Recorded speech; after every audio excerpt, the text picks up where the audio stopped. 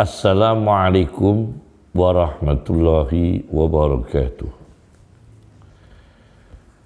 Bismillahirrahmanirrahim. As-Sayyid Ali Zainul Abidin bin Abdurrahman Al-Jufri datang di Indonesia. Beliau seorang ulama. Di antara kitab yang tertuang pemikiran-pemikiran dan fatwa beliau, Syekh Ali Zainul Abidin atau Ali Zainul Abidin Al-Jufri ialah kitab Al-Insaniyah Qabla Tadayyun. Dalam kitab ini di halaman 355 sampai 360 beliau membagi ulama. Pertama ialah ulama us-sultan, ulama penguasa, di mana ulama ini beliau mengatakan minal ulama'i alladina sakharu ilmahum,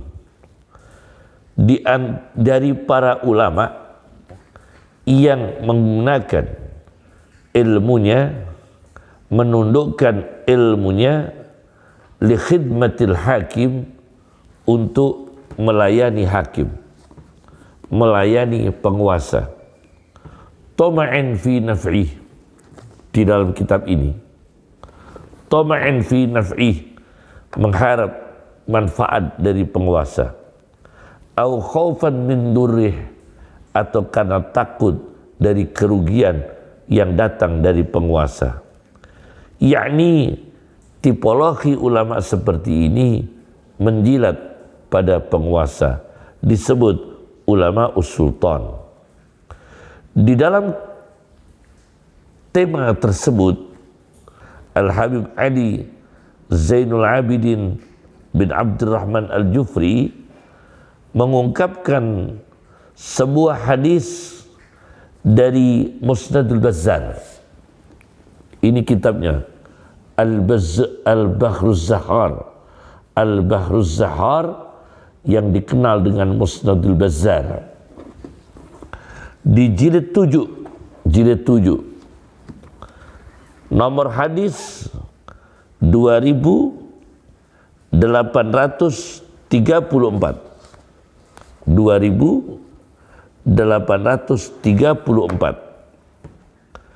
Di sini ada hadis diangkat oleh Al-Habib As-Sayyid Ali Zainul Abidin Al-Jufri, ialah sebuah hadis, sayakunum umara'u, akan ada pejabat-pejabat pemerintah. Dalam riwayat lain yang redaksi dalam kitab Musnadul Bazzar, itu umara'u yadlimun, pemerintah-pemerintah yang zalim, wa yakdzibun, dan dusta. Man dakhala alaihim, barang siapa yang masuk ke mereka, wa a'anahum, dan menolong mereka, membantu mereka, ala dzulmihim, atas kedoliman mereka, wa saddaqahum, dan membenarkan mereka, bikidbihim, dengan kedustaan mereka. Seorang ulama yang kumpul dengan penguasa, membantu kedolimannya, membenarkan kebohongannya, falaysa minni, kata Rasulullah SAW, maka orang itu bukan golonganku. Walastu minhu, dan aku lepas dari orang itu. Walay yarida alayyal haud, dan orang itu tidak akan masuk pada telaga kausarku. Ini jelas. Kemudian beliau Habib Ali Zainul Abidin tentang mengkritik ulama sultan, ulama penguasa, ulama yang jilat pada penguasa. Di sana mereka dekat, tapi tidak bisa menolong orang yang teraniaya. Justru dia ikut melibatkan diri menyiksa orang yang dianiaya, ikut terlibat mengadu domba sesama muslim, padahal dia seorang ulama dekat dengan penguasa, justru memberikan masukan, mengadu domba dengan sesama muslim, membantu kedoliman mereka. As-Sayyid Habib Ali Zainul Abidin Al-Jufri mengungkapkan lagi dari hadis dari kitab Al-Mu'jamul Awsat karya At-Tabarani, hadis nomor 2628. Rasulullah sallallahu alaihi wasallam ditanya oleh Sauban, "Ya Rasulullah, min ahlil bait ana." Sauban adalah seorang laki-laki mantan budak yang dimerdekakan Nabi sallallahu alaihi wasallam, bertanya kepada Rasulullah, "Min ahlil baiti ana?" Apakah saya termasuk ahlul bait? Fasakata, Rasulullah diam. Kemudian Sauban bertanya sampai ketiga kali. "Na'am," kata Rasulullah, "iya, kamu termasuk ahlul bait. Ma lam taqum ala babi suddah." Selama kamu tidak berdiri atas pintu gerbang, yakni tidak mengemis. Itu adalah ajaran ahlul bait. Au ta'ti amiran fatas'aluhu, atau kamu mendatangi penguasa kemudian minta bantuan pada penguasa. Au ta'ti amiran, atau kamu mendatangi pejabat pemerintah, fatas'aluhu, maka kemudian kamu mengemis-ngemis kepadanya. Ini bukan keluargaku, bukan ahlul bait. Kemudian Syekh Ali Al-Jufri mengungkapkan sikap-sikap ulama yang sangat hati-hati, tidak ingin sering-sering interaksi dengan penguasa. Siapa di antara mereka yang menjauhi, tidak mondar-mandir pada penguasa? Siapa di sini disebut? Hasan Basri, Sufyan As-Sauri, Abu Hanifah, Syafi'i, Ahmad. Di tengah-tengah ada sebagian ulama mau datang ke penguasa dengan tujuan, nah ini dengan tujuan bi ahammiyati taruddud, karena ada satu perkara yang lebih penting untuk taruddud. Taruddud itu berkali-kali mendatangi penguasa, alal hakim, atas penguasa, mendatangi penguasa, li ibda'in nasihah, untuk menunjukkan nasihat, wa tazkir billah, untuk mengingatkan Allah, syaritat ta'affuf anid dunya, syarat menjaga diri dari dunia, allati yamlikuha, yang dimiliki oleh penguasa. Jadi mendatangi penguasa, menasihati penguasa, mengingatkan penguasa akan Allah Subhanahu wa taala, tetapi tetap menjaga diri, tidak ingin merasakan duniawi yang dimiliki penguasa. Di antara orang yang bersikap seperti ini, Roja bin Haywah Asy-Sya'bi Az-Zuhri, Imam Malik bin Anas radhiyallahu anhum. Kemudian yang kedua, ulama yang disebut oleh Habib Ali Zainul Abidin Al-Jufri dalam bukunya As-Sunnah Qabla Tadayyun adalah ulama Usy-Sya'bi, ulama rakyat. Siapa ulama rakyat di sini? Alladzina yura'una irda'an nas, mereka hanya menjaga, ingin memuaskan orang-orang, memuaskan publik, memuaskan arus bawah, bi ghaddin nadhar anis shawab wal khata', dengan memejamkan pandangan, tidak melihat mana yang benar, mana yang salah. Yang penting keinginan rakyat dia ikut, meskipun kadangkala rakyatnya yang salah. Penguasanya sudah adil, pejabat pemerintahnya sudah adil, tetapi rakyat ini mendapatkan provokasi, rakyat mendapatkan provokasi dari pihak tertentu, kemudian rakyat ini tidak objektif, tidak pernah membaca kebaikan-kebaikan penguasa, tidak pernah membaca keadilan-keadilan penguasa, hanya memandang buruk terhadap penguasa karena pengaruh provokasi-provokasi. Kemudian ulama ini melibatkan diri kepada rakyat dengan rakyat hanya untuk mengganggu penguasa yang sudah adil, yang sudah sesuai dengan jalur Nabi, sudah sesuai dengan akhlakul karimah, tapi diganggu, dihalang-halangi, dimusuhi.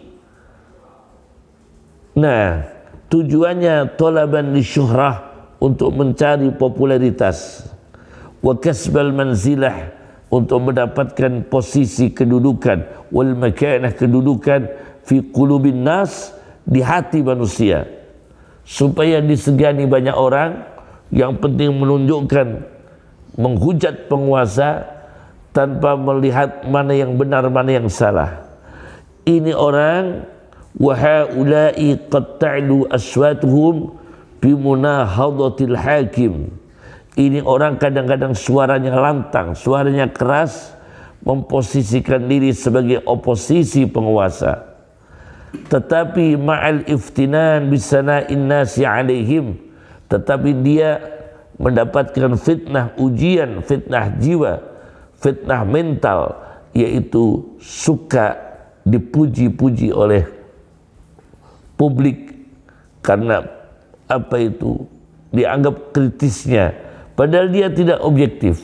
Penguasa tertentu sudah benar, sudah arif, sudah bijaksana, dia diprovokasi untuk pihak tertentu, baik dari provokasi dari domestik, dari regional, atau domestik, atau provokasi dari internasional. Nah, ini orang sangat berbahaya, namanya ulama usya'bi, ulama yang semata-mata menuruti rakyat dengan hasutan. Jadi dua-dua ini tidak baik. Beliau pandang Sayyid Al-Habib Ali Zainul Abidin Al-Jufri memandang tidak baik. Ulama penguasa atau ulama usultan condongnya itu mudahana. Mudahana itu adalah menjilat. Mudahana adalah menjilat. Kemudian ulama rakyat pun juga mudahana, cari muka pada rakyat. Jadi mudahana terhadap penguasa, menjilat, mencari muka kepada penguasa, itu juga termasuk tipologi hipokrit. Kemudian mudahana, menjilat terhadap rakyat, terhadap publik, terhadap media sosial, mudahana, menjilat seperti itu, cari muka di media sosial, juga termasuk mudahana, sifat hipokrit. Beliau Sayyid Ali Al-Jufri mengungkapkan hadis dari Sunan Ad-Darimi. Ini kitab Sunan Ad-Darimi, karya Imam Darimi, gurunya Imam Bukhari. Beliau gurunya Imam Muslim, gurunya Imam Tirmidzi, gurunya Imam Nasai, gurunya Imam Abu Dawud, bahkan gurunya Abdullah bin Ahmad bin Hanbal. Sunan Ad-Darimi. Saya baca di jilid 1 halaman 103. Ulama yang menjilat pada rakyat, bukan menjilat penguasa, yang pada rakyat, itu pun tidak boleh. Rasulullah SAW mengatakan, man talabal ilma li arba'in, barang siapa yang mencari ilmu karena 4 tujuan, dakhalan nar, masuk neraka. Pertama, liyubahiya bihil ulama, untuk memamerkan ilmunya, untuk menyombongkan, membanggakan diri dengan ilmunya terhadap para ulama. Satu, au liyumariya bihi sufaha, ilmunya hanya semata-mata dipakai, digunakan untuk senjata, untuk membantah orang-orang bodoh. Yang ketiga, au liyasrifa bihi wujuhan nasi ilaih, atau ilmunya dipakai untuk mengalihkan wajah-wajah manusia, yaitu mengalihkan wajah-wajah media sosial, wajah-wajah publik, wajah-wajah rakyat untuk tertarik dengan ini orang, karena dengan ilmunya menjilat pada rakyat. Au liyakhudha bihi minal umara, atau dengan ilmunya, nomor 4, untuk mengambil keuntungan duniawi dari pejabat-pejabat pemerintah. Jadi hadis ini jelas, menjilat pada penguasa, ulama sultan, menjilat pada publik dan rakyat, ulama usyabi, ulama rakyat. Ini tidak dibenarkan oleh Rasulullah sallallahu alaihi wasallam. Kemudian As-Sayyid Al-Habib Ali Zainul Abidin Al-Jufri dalam kitabnya Al-Insaniyah Qabla Tadayyun mengutip dari kitab Al-Jami' li Ahlaqir Rawi wa Adabis Sami' karya Khatib Al-Baghdadi di nomor 830. Ada sebuah hadis, innal alima idza arada bi ilmihi wajhallah, sesungguhnya seorang ulama, orang yang berilmu, jika menginginkan dengan ilmunya, menginginkan zatnya Allah, menginginkan ridhonya Allah, habahu kullu syai', maka akan ditakuti segala sesuatu. Wa idza arada bihi ayyakniza bihil kunuz, dan apabila seorang alim menginginkan dengan ilmunya untuk akumulasi, untuk mengumpulkan, untuk menyimpan harta-harta yang tersimpan, akumulasi kekayaan, haba min kulli syai', maka orang alim ini akan takut dari segala sesuatu. Jadi kalau dekat penguasa, orang alim ini memperkaya diri, dia akan ketakutan sendiri menyampaikan keadilan. Karakternya berubah, yang dulunya singa sekarang bukan lagi singa, karena sudah dekat dengan penguasa dan mendapatkan kekayaan duniawi, menumpuk kekayaan duniawi dari penguasa. Ini akan mengalami sifat ketakutan, tidak berani menyampaikan kebenaran, tidak berani membela keadilan, tidak berani menolong orang-orang yang dizalimi. Bahkan dia melibatkan diri untuk menghasut, untuk memprovokasi dengan ulama lain, yang ulama lain itu sebetulnya membela keadilan, menegakkan keadilan. Oleh karena itu, Al-Habib Ali Zainul Abidin memberikan yang ketiga adalah ulama yang ideal dalam kitabnya Al-Insaniyah Qabla Tadayyun.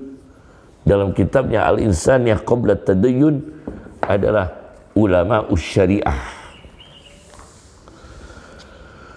Di mana ulama syariah ini? Ulama syariah ini di mana? Yang punya potensi dalalatun nas ala ma yuhibbuhullah, menunjukkan manusia atas apa yang dicintai Allah wa yardah, dan diridhai Allah, minal haq, dari kebenaran, wal adl, keadilan, wal jamal, keindahan. Negara menjadi indah, ekonomi menjadi indah, akhlaknya menjadi indah, kehidupannya menjadi indah, kerukunannya menjadi indah, kedamaiannya menjadi indah.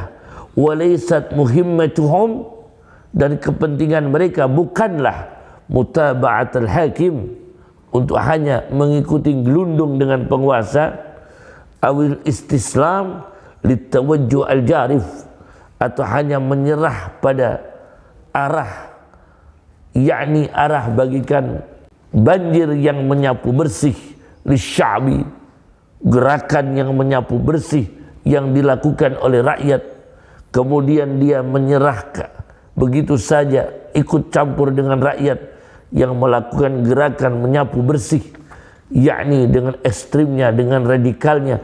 Bukan begitu ulama syariah. Tapi ulama syariah adalah apa yang dicintai Allah, apa yang diridai Allah, kebenaran, keadilan, keindahan, yakni keindahan moralitas, keindahan ibadah, keindahan akhlakul karimah, dan keindahan kesejahteraan manusia, dan keindahan keamanan negara. Beliau contohkan ulama syariah adalah Imam Bukhari. Di sini di dalam kitab Al-Insaniyah Qabla Tadayyun, beliau ceritakan Al-Imam, guru besar hadis, guru besar ulama Muhammad bin Ismail Al-Bukhari, yang pernah dikafirkan orang, dikafir-kafirkan orang, kemudian dia dimarahi oleh penguasa di negeri itu di mana Imam Bukhari dikafirkan oleh orang-orang yang tidak suka, oleh orang-orang yang dengki, sampai akhirnya Imam Bukhari terpaksa keluar meninggalkan negeri itu dan wafat, wa mata ghariban, beliau wafat terasing fi baiti ahadi ashabih, di satu rumah salah satu santrinya.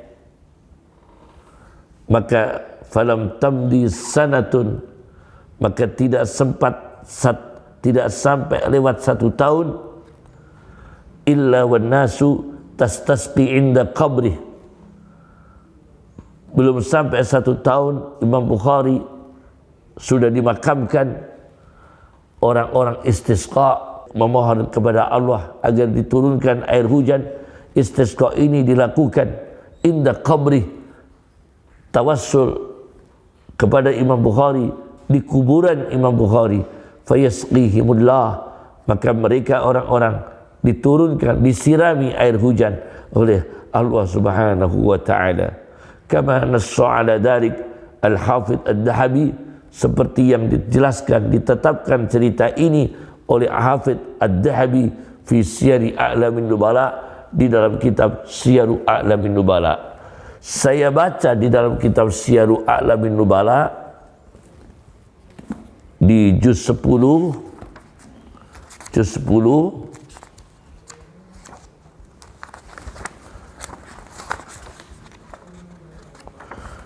di juz 10 ya,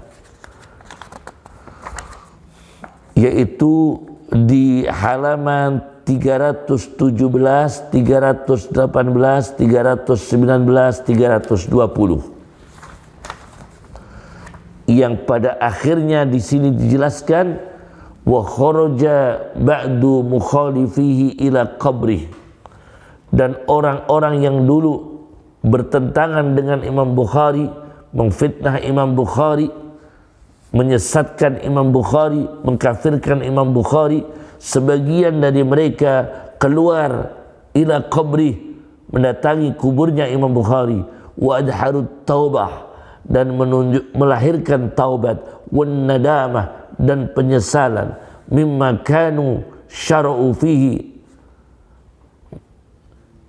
mimma kanu syara'u fihi min madmumil madhab, dari apa yang telah dikerjakan mereka, yaitu madhab yang tercela, yaitu ekstrim, radikal, yang memusuhi Imam Bukhari. Itu ada di Syiaru A'lamin Nubala. Kemudian di bagian lain di Syiaru A'lamin Nubala, di sini dijelaskan wastasqal qadi bin nas, maka hakim agung melakukan istisqa dengan orang-orang, wabakan nas, dan orang-orang menangis indal qabri, di dekat di lokasi kuburan, di lokasi kuburnya Imam Bukhari, wa tasyaffa'u bisahibi, dan memohon syafaat pertolongan kepada Allah dengan wasilah orang yang ada di dalam kubur itu, yakni Imam Bukhari. Fa arsalallahu ta'ala as-sama', maka Allah mengutus langit, bima'in azim, dengan air yang besar, ghazir, yang banyak melimpah, yang melimpah banyak. Ini ada di kitab Syiaru A'lamin Nubala. Maka ini sebagai pelajaran kehadiran Sayyid Ali Zainul Abidin bin Abdurrahman Al-Jufri, semoga membawa manfaat dan membawa pendidikan kepada ulama kita, pendidikan kepada umat manusia. Dan perlu diketahui, di antara beliau menunjukkan ulama syariah. Jadi yang benar adalah ulama syariah. Beliau di dalam kitab Al-Insaniyah Qabla Tadayyun di halaman 361, setelah membahas 3 macam ulama tadi, beliau ada babnya At-Takhdirul Kabir, peringatan besar. Apa peringatan besar? Di antaranya beliau mengatakan, ikhdaru minal yahud awil nasara awil kuffar a'da'il Islam. Awas dari orang-orang Yahudi, awas dari orang-orang Nasrani, awas dari orang-orang kafir, a'da'il Islam, yang sebagian mereka berpotensi memusuhi Islam. Jika sebagian mereka berpotensi memusuhi Islam. Kemudian beliau mengatakan lagi, ikhdaru minal liberaliyin. Awas, bahaya orang-orang liberal yang kelihatannya modern tapi sebetulnya terbelakang, pemikirannya terbelakang, stagnasi, tidak rasional, tidak ilmiah, hanya menyesatkan, tidak sholat, tidak ilmuwan. Orang liberal tidak mau sholat, tapi bukan ulama, sementara ulama sholat. Orang liberal tidak puasa dengan alasan ilmiah, sementara para dokter yang ilmuwan, ahli kesehatan justru puasa. Jadi orang liberal itu terbelakang, secara syariah juga terbelakang, secara keilmuan juga terbelakang.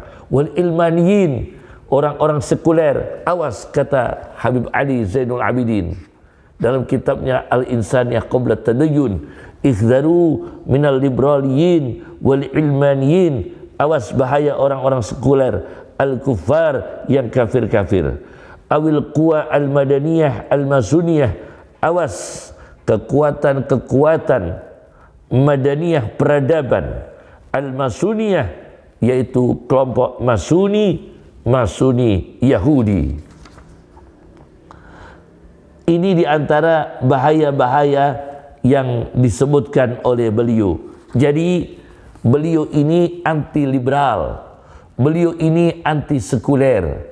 Maka subhanallah, beliau hadir di sini di Indonesia, semoga memberikan manfaat kepada umat akan bahaya-bahaya liberal, bahaya-bahaya sekulerisme. Nah, ini sangat-sangat berbahaya, dan bagaimana umat manusia ini bisa menegakkan keadilan, tetapi jangan radikal, jangan ekstrim, jangan teroris. Tetap itu dilarang oleh Islam. Tetap kita ini kasih sayang kepada umat manusia, terhadap muslim, terhadap non-muslim. Kita tidak boleh menganiaya, tidak boleh destruktif, tidak boleh radikal, tidak boleh ekstrim, tidak boleh memusuhi, apalagi memusuhi dan menganiaya.